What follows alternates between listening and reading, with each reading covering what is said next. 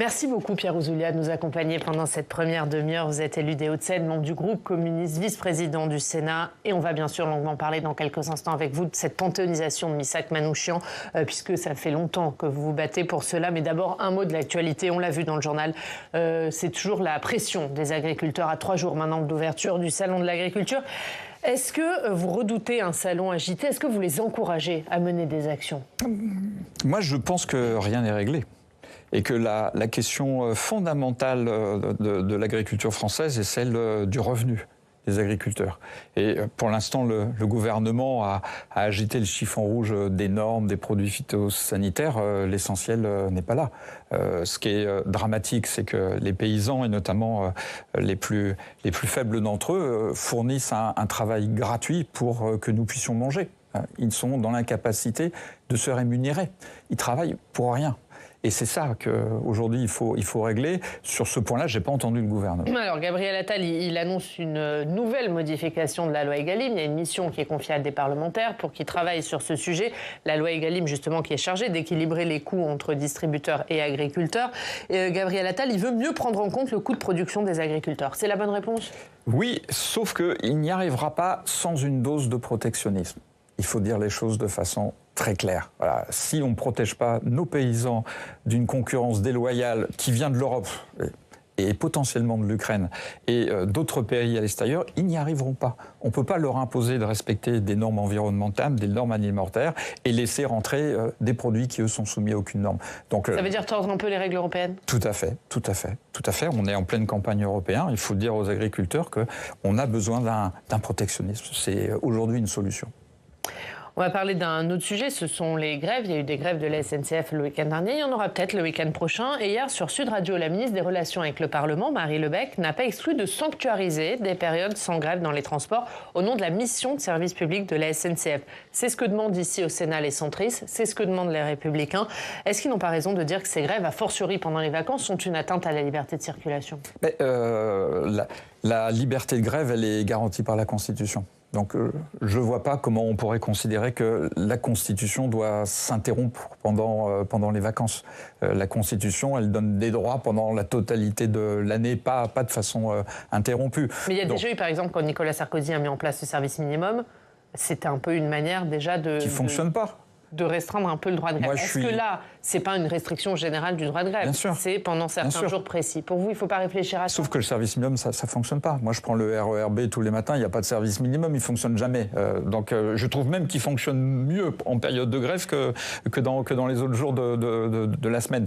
Donc, ce qui est fondamental, c'est le dialogue social.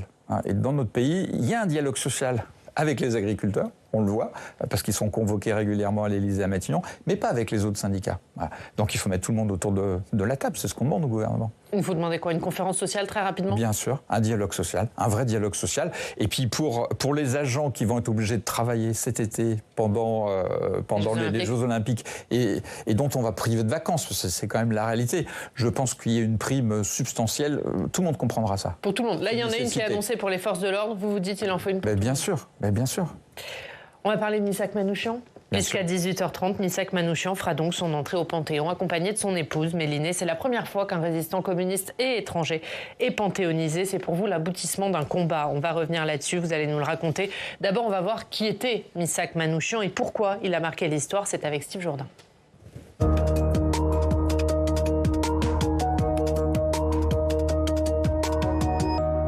Bonjour Steve. Bonjour Oriane, bonjour Monsieur le Sénateur. Bonjour à vous.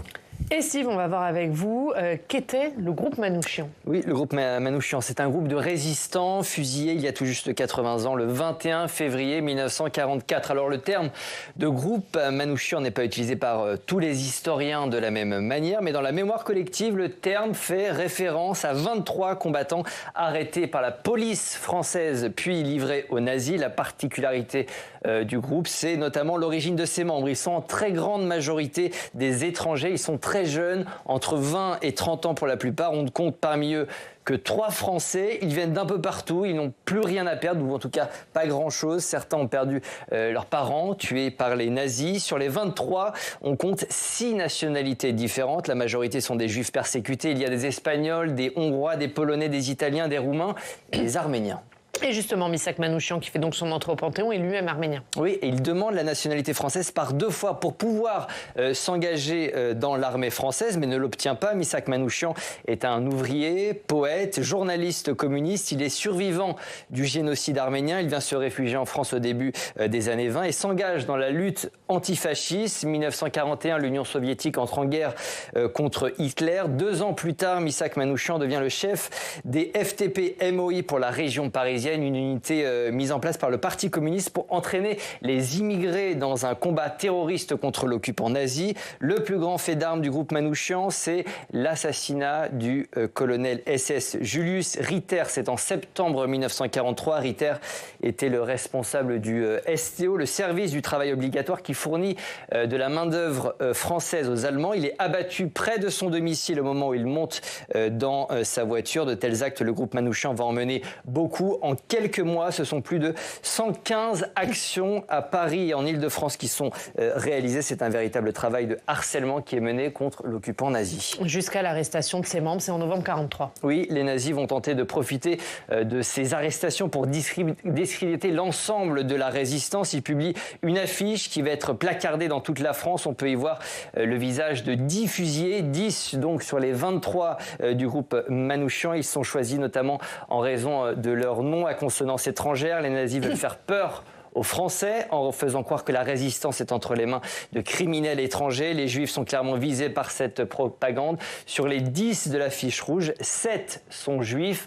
On est en février 1944. Le rapport de force dans la guerre a déjà basculé en faveur des Alliés. La fiche rouge est un moyen pour les nazis de frapper les esprits des Français. La manœuvre sera largement contre-productive. La fiche rouge va faire du groupe Manouchian de véritables héros aux yeux des Français, des héros qui vont par la suite entrer au panthéon des communistes.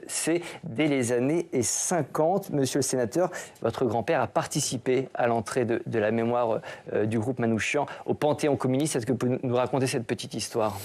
Oui, donc mon grand-père, le colonel André, était le commissaire militaire national des FTP, responsable des opérations. Il avait sous ses ordres Georges Epstein, à un moment donné où Georges Epstein commande tous les FTP de la région parisienne, et en dessous, Missak Manouchian. Donc entre Missak Manouchian et mon grand-père, il y avait Georges Epstein. Quand Epstein et Manouchian sont pris, tous les deux, Epstein a rencontré mon grand-père 3 jours avant. Mon grand-père aurait pu être pris avec les autres. Et il a toujours pensé, et c'est la mémoire qui m'a transmis, qu'il devait sa vie au fait que Manouchian et Epstein n'avaient pas parlé sous la torture. Et je vis encore avec ça. C'est quelque chose qui est très fort. Et dès 1944, dès 1945, mon grand-père avait recueilli des témoignages, des documents pour honorer la mémoire de ses camarades disparus. Au cimetière parisien d'Ivry, face au carré des fusillés, vous avez la tombe de mes 2 grands-parents qui souhaitaient continuer à être associés à leurs camarades par-delà la mort. Manouchian va quitter mon grand-père au cimetière parisien d'Ivry. Je pense qu'il en aurait été très fier.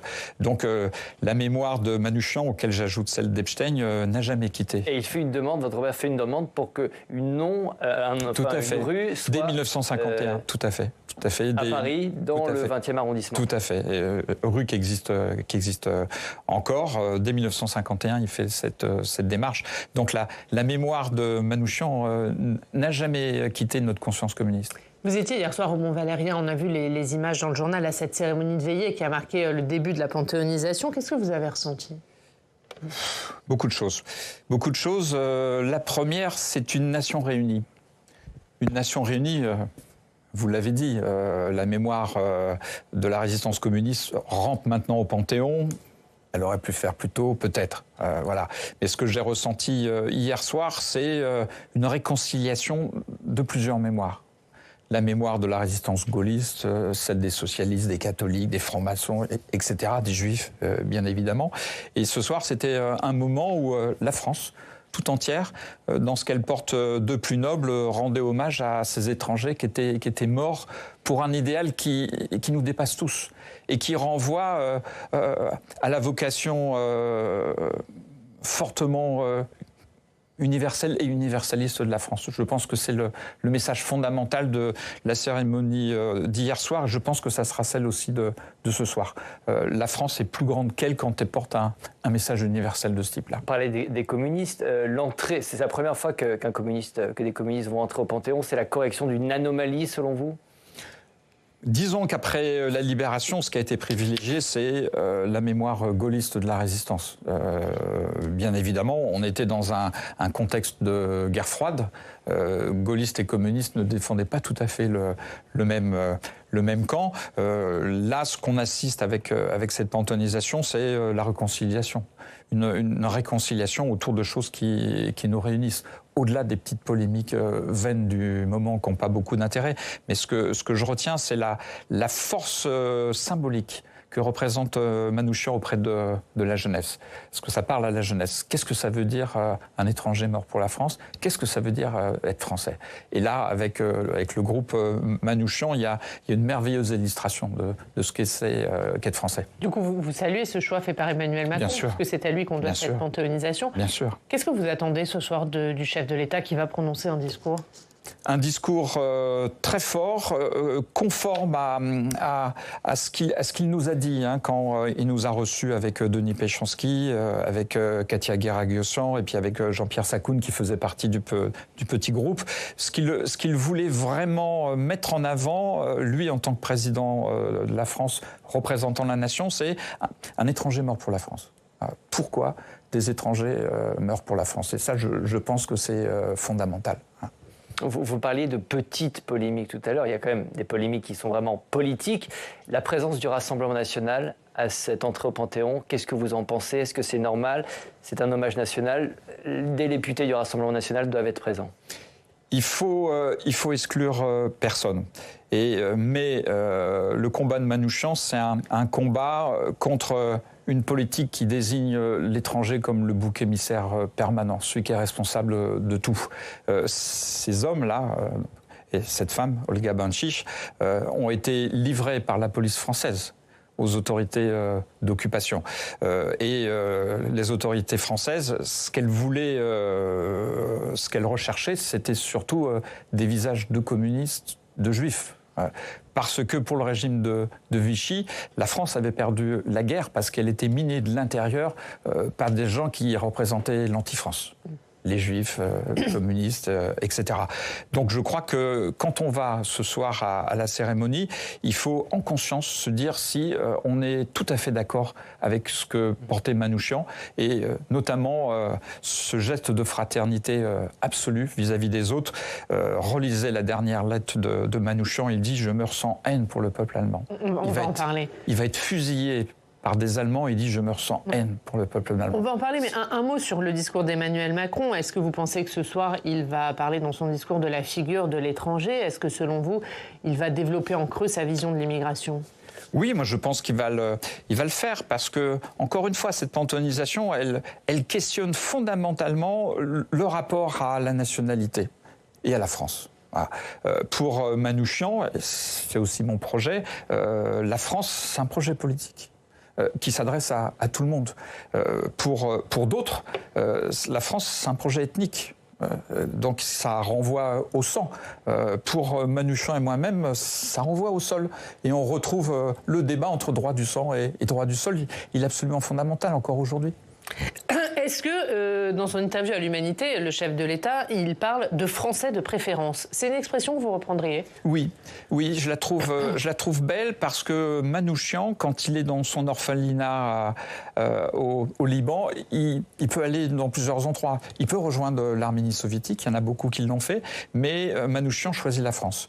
Il le choisit par référence au pays des droits de l'homme, au pays de la Révolution française, mais aussi au pays de la littérature et au pays de Victor Hugo. Donc il y a quelque part dans le choix de la France une volonté préférentielle de Manouchian. S'il vient en France, c'est pour quelque chose de fort. Sa culture et le projet politique. Cette panthéonisation de Missak Manouchian, elle intervient quelques mois après la promulgation de la loi immigration. Est-ce que pour vous, cette concomitance est un problème ? Je pense qu'il faut absolument se rappeler que la haine de l'autre la haine de l'étranger, c'est ce qui a nourri plusieurs périodes très sombres de notre histoire. L'antisémitisme, bien évidemment, l'affiche rouge, vous l'avez montré, c'est une affiche totalement antisémite. Il s'agit de montrer, de stigmatiser l'étranger juif. Hein. Et donc il faut se souvenir que la fraternité, c'est pas uniquement un nom sur le fronton de nos mairies, c'est quelque chose qui est consubstantiel de notre République. Et ça veut dire que dans l'accueil de l'autre, il y a quelque chose qui se joue de la France. Vous parliez de fraternité, vous parliez de cette dernière lettre de Missak Manouchian, dernière lettre adressée à son épouse. Elle sera lue d'ailleurs ce soir lors de la cérémonie au Panthéon. Une lettre écrite quelques heures avant de mourir depuis sa prison de Fresnes. Elle était d'ailleurs signée Michel Manouchian. Tout à fait. Cette lettre, on va en regarder un extrait. « Je meurs à 2 doigts de la victoire et du but. Je pardonne à tous ceux qui m'ont fait du mal, sauf à celui qui nous a trahis pour acheter sa peau. Au moment de mourir, je proclame que je n'ai aucune haine contre le peuple allemand. » C'est aussi ça le message laissé par Missak Manouchian. Bien sûr, c'est prodigieux. C'est prodigieux et c'est un message d'une humanité absolument incroyable. Absolument incroyable. D'abord, c'est une lettre d'amour, ce qu'il ne faut pas le cacher. C'est quelqu'un qui est profondément amoureux de Millenay et qui la quitte alors qu'ils n'ont quasiment pas eu de vie ensemble. Et après, c'est un témoignage d'amour pour l'humanité et pour la France. Il s'appelle Missak Manouchian et il signe Michel. Hein. Alors que je le rappelle, il est sans patrie, c'est un apatride, il n'a pas de nationalité. Donc c'est une note d'amour à l'universel, l'humanité, à la France et aussi à Millenay. Je pense que ça fait partie de toute la complexité et de la richesse du personnage. Ouais, et elle sera lue ce soir lors de la cérémonie. Missak Manouchian, c'était un rescapé du génocide arménien. Comment vous pensez que cette entrée au Panthéon résonne en Arménie ? De façon très forte. De façon prodigieuse, parce que Manouchian en Arménie, c'est un héros national. Les enfants le connaissent, il y a des établissements scolaires qui portent son nom. Et pour les Arméniens qui, aujourd'hui, font face à tous les dangers, à la menace d'invasion permanente, quotidienne de l'Azerbaïdjan, de la Turquie, Manouchian, c'est le symbole de la résistance arménienne absolue, jusqu'au bout. Cette défense d'un peuple qui, malheureusement, depuis trop longtemps, vit complètement coincé entre des puissances qui souhaitent l'écraser. Mais je note que dans sa grande dignité, la communauté arménienne française n'a pas souhaité faire de la panthéonisation de Manouchian un acte communautariste ou communautaire. Les Arméniens en France sont, comme le disait Aznavour, 100% arméniens et 100% français. Donc eux aussi, en France, ils célèbrent l'arrivée d'un héros national français au Panthéon.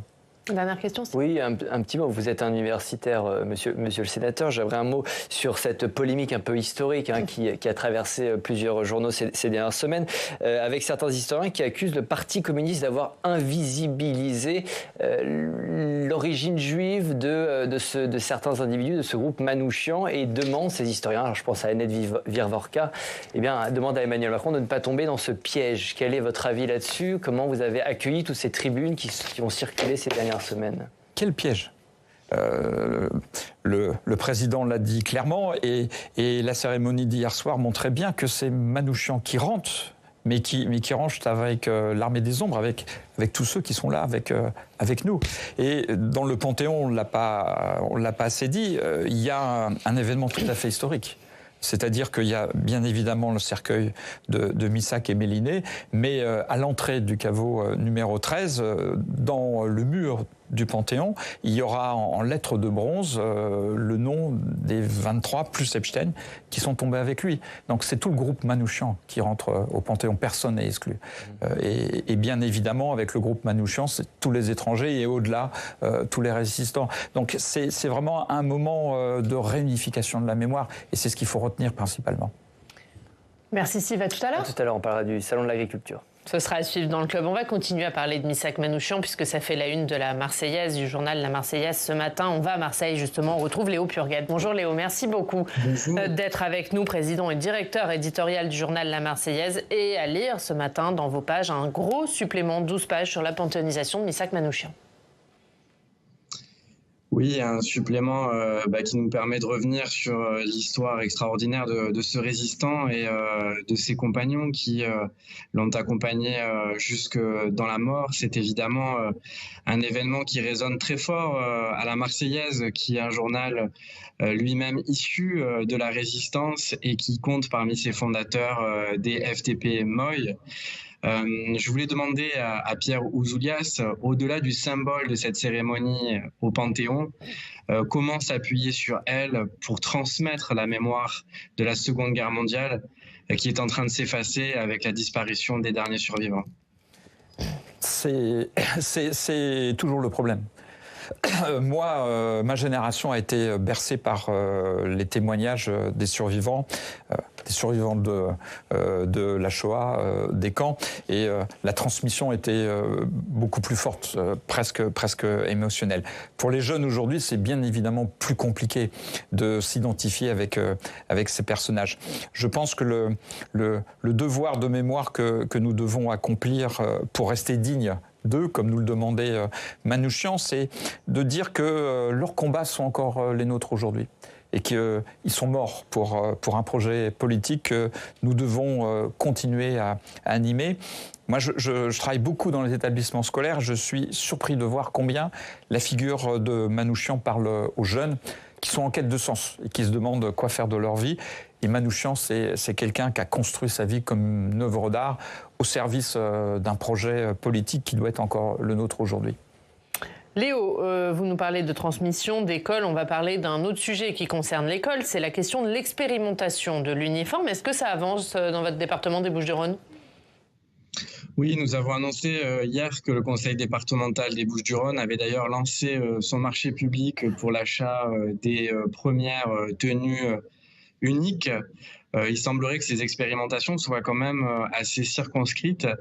Ma question au sénateur Ouzoulias, c'est est-ce que pour lui, c'est un point de détail, un point finalement pour détourner l'attention des véritables problèmes qui se posent à l'école, ou au contraire, est-ce que c'est un signe finalement d'égalité sociale ? Moi, je suis fatigué de la question textile. Vous vous souvenez, Monsieur Attal, quand il était ministre de l'Éducation nationale, il a commencé par la abaya. Maintenant, on en est à l'uniforme. Je crois que l'école et les enseignants méritent beaucoup mieux que ces petits problèmes vestimentaires. Donc que dans des écoles, l'équipe pédagogique, les parents décident que les gamins portent les mêmes vêtements, pourquoi pas, ça m'est complètement indifférent. Je pense que le problème, il est pas là. Le problème, c'est que l'école publique, l'école de la République, elle est en train de régresser et elle perd sa mission fondamentale qui est l'émancipation. Et c'est ça qu'il faut traiter, pas la question textile. Et pour vous, c'est une question textile ? Vraiment, je trouve ça complètement secondaire. Je ne comprends pas comment on puisse s'y intéresser. Moi, ça m'indiffère complètement. Mais pourquoi Gabriel Attal met ça sur la table, selon vous ? Parce que c'est tout ce qu'il a. C'est tout ce qu'il a. Parce que, on le voit très bien sur la réforme du collège, Mme Belloubet n'a pas les moyens de sa politique. Elle n'arrive pas à trouver les personnels qui permettraient de faire que des élèves qui sont en difficulté puissent être pris à part pour leur donner des possibilités de remonter un petit peu. Donc, comme il n'a pas les moyens de sa politique... C'est-à-dire pour vous le choc des savoirs, parce que vous suivez particulièrement les questions d'éducation ici au Sénat, pour vous le choc des savoirs qu'a promis Gabriel Attal, il ne verra pas le jour ? Il n'aura pas les moyens de le mettre en œuvre ? Les réformes à budget constant ne peuvent pas marcher en matière d'éducation. Ce qui est fondamental en matière d'éducation, c'est le nombre de professeurs par classe. Point. Et malgré la hausse du budget que vous avez voté il y a quelques semaines de l'éducation, pour vous, ça suffira pas ? Quelle hausse du budget ? Il n'y a pas de hausse du budget. Il y a une augmentation mécanique de la rémunération des enseignants parce que, comme nous tous, ils prennent de l'âge. Mais il n'y a pas de moyens supplémentaires pour l'école. Et c'est le problème fondamental. La France est en queue de peloton pour la rémunération des enseignants, pour le nombre d'élèves par classe. Mais que le gouvernement essaye de rehausser. Pour vous, vous ne leur reconnaissez pas, ce mérite ? Moi, je ne veux pas un choc des savoirs. Moi, je veux un choc budgétaire. L'école publique a besoin de moyens nettement supplémentaires. Merci Léo Purguette. On regarde la très belle une de la Marseillaise. Manouchian, enfin au Panthéon. C'est à la une de votre journal. Et on le dit, Léo, on le redit, un supplément spécial sur Missak Manouchian ce matin dans la Marseillaise. Merci beaucoup Léo d'avoir été avec nous. Merci Pierre Ouzoulia. Merci beaucoup. Merci. On vous souhaite une très belle cérémonie. Oui, vous serez évidemment présent au Panthéon. On va d'ailleurs en reparler dans 20 minutes dans le Club des territoires de cette panthéonisation de Missak Manouchian. Ça fait la une de certains de nos quotidiens régionaux. Ce matin, on a vu la Marseillaise. Il y en a d'autres, on verra tout ça dans le club dans quelques instants.